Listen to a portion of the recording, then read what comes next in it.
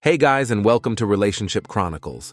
Today we have a cheating revenge story from one of my subscribers that I will walk you through with, and afterwards I'll give my opinion and advice to this subscriber on how to deal with this situation. Here we go. Cheat on me and have your new loudmouth husband validate your actions because I was too busy mourning for my dead brother. Let's see how your new husband likes it when the shoes are on the other foot, and let me know how losing literally everything goes while I get full custody of the dog and children. English is not my first language, but the audacity of this woman and her loud-mouthed new husband makes for a good read. My uncle's revenge and how he stripped his wife of everything. From status, children, family dog, and money. Here it goes. So, my uncle and his wife had a very good relationship. They did everything together. She was a good mother but was dependent on my uncle for money. He earned while she stayed at home, fucking another man and looking after the kids, 6 and 12. What a nice right. A really lovely and caring wife. For more context. My other uncle had died, so of course my uncle was mourning for a few months. He wanted love and to be cuddled and not to have sex. Well, his wife didn't care. She would give him a kiss and a quick hug, then carry on doing WTF she was doing, such as cooking and cleaning.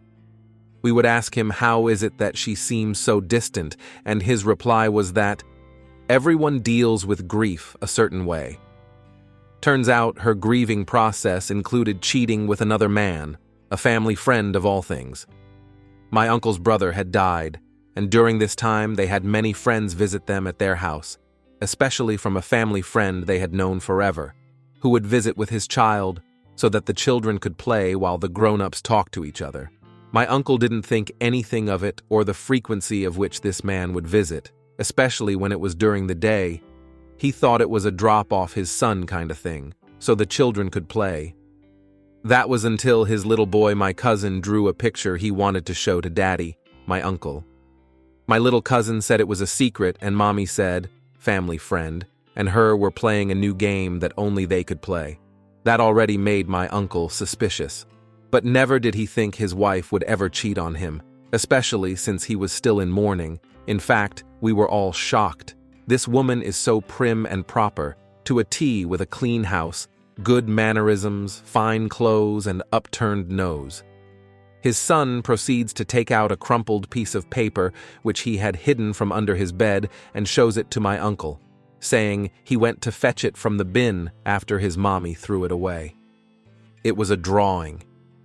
He has explained that Mommy had told him not to draw her and the family friend again, because it's a private game that nobody can know about.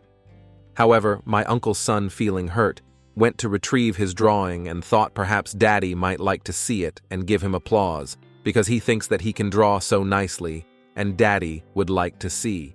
It turns out, after some explanation, that it was a drawing of family friend sticking his pee next to Mommy's wee. My uncle took pictures of the drawing while shitting himself and recording everything his son said about what he drew. He asked things like when and where Mommy was playing these games. Turns out, she did it when she thought the kids were busy during the day outside playing, and that she basically had sex around the whole house while locking the doors and leaving the kids without supervision for a few minutes. He also found out that the older kids made their own game of observing the adults having sex and would listen or watch the adults doing their thing through doors and curtains from outside, while the young son, who drew the picture, would make noises to pretend to be busy playing outside so as not to alert the adults. The children would essentially take turns to see what family friend my uncle's wife was doing out of curiosity. This coming from the most self-important, prim, and proper woman you'd ever meet. Do you know what her response was to my uncle when he asked her why, after finding out that they were together in his house with the children around, that he paid for, as her lazy ass wanted to stay at home? Before we continue, please like and subscribe if you enjoy the video. She said, and I kid you not, you wouldn't give me what I needed, sex, and kept denying me, so I went to look for it somewhere else. And something along the lines of, I had a right to do it since you weren't giving me what I needed or caring about me, loving me, etc.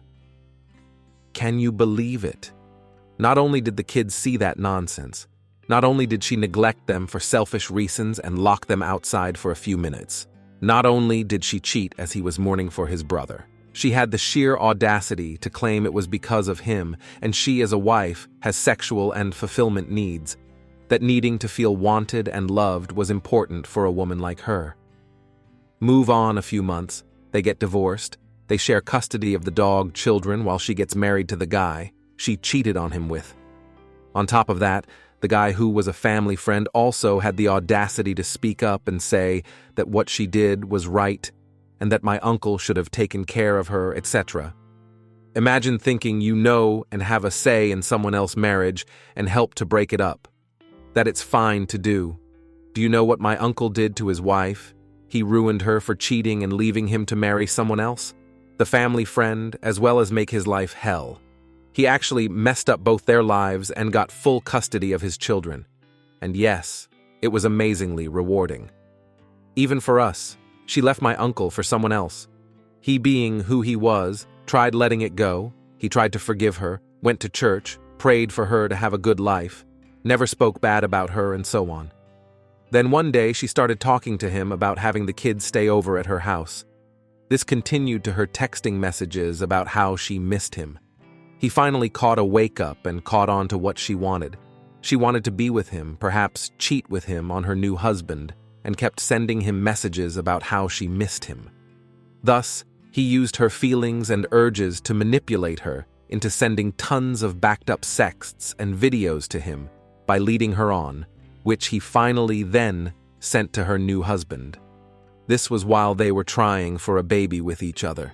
But this stay-at-home wife would now learn her lesson. If fact they both would. It taught them both a lesson. She will always cheat. The family friend who defended her cheating and married her would learn what it's like to be in my uncle's position since he liked to talk so much. She did it to her husband, now does it to him, karma. Because people informed me that I had spelled it as calm, thanks for the notes and various entertaining arguments regarding my spelling. Serves you right for helping her cheat and defending her.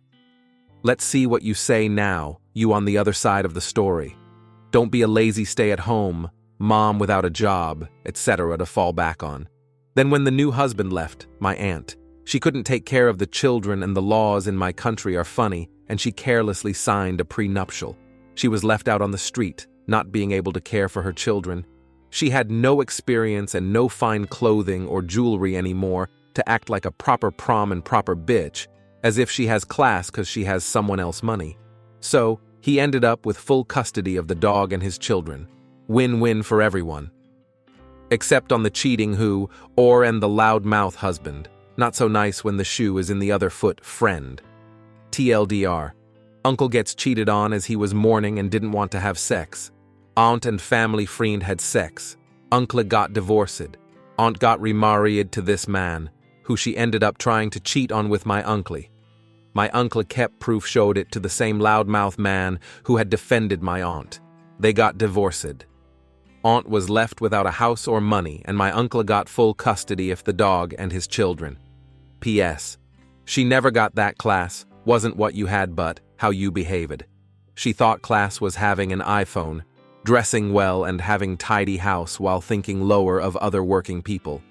When she didn't work for her money. I know poor people who basically have nothing, who have more class than she ever will, as they know how to behave, treat, help others. Edit. My uncle is rich smart enough to use already rich family money to make him richer. The family friend was just as rich, so she clearly has a type. It's called wealthy. My uncle was clever before getting married, the same for this guy. When she got married to this guy, after divorcing him, she lost the money she was entitled to every month, as well as the monthly childcare money when she lost her children. What money she was able to get from my uncle she spent quickly. I am talking 5-star hotels and $1,000 cruises, clothes with her new husband. Her honeymoon and wedding alone cost her almost $1 million for her half of the event, which lasted like 2 months, including places around Dubai, shopping trips, and the Mediterranean. Not to mention being a good mommy, she spoiled her kids crazy so they would love her and knew dad as well. Not that he tried much for her children. She didn't take care of what money she was spending or what the prenup entailed, thinking the new husband would treat her fairly like my uncle. She was literally left on the street after being kicked out. She begged and pleaded for shelter as well as to see her children. I mean, she was a decent mother besides the children seeing you have sex part. But eventually that stopped when she disappeared to who knows where. Let's move on to my thoughts and advice for the person that is dealing with this problem. The story is a compelling portrayal of betrayal and revenge, highlighting the audacity of a wife who cheated during her husband's mourning period. The uncle's meticulous planning and exposure of his wife's infidelity, along with her family friends' involvement, resulted in a satisfying twist of justice. The narrative skillfully weaves the impact on the children and the subsequent downfall of the wife, emphasizing the consequences of her actions. The story effectively explores themes of fidelity, karma, and the true meaning of class, offering a captivating and morally nuanced tale. I wish you the best of luck moving forward. Thank you all for taking the time to listen to today's stories. If you enjoyed listening, please feel free to like and subscribe if you haven't already. Also, comment below with your thoughts on what happened. Take care.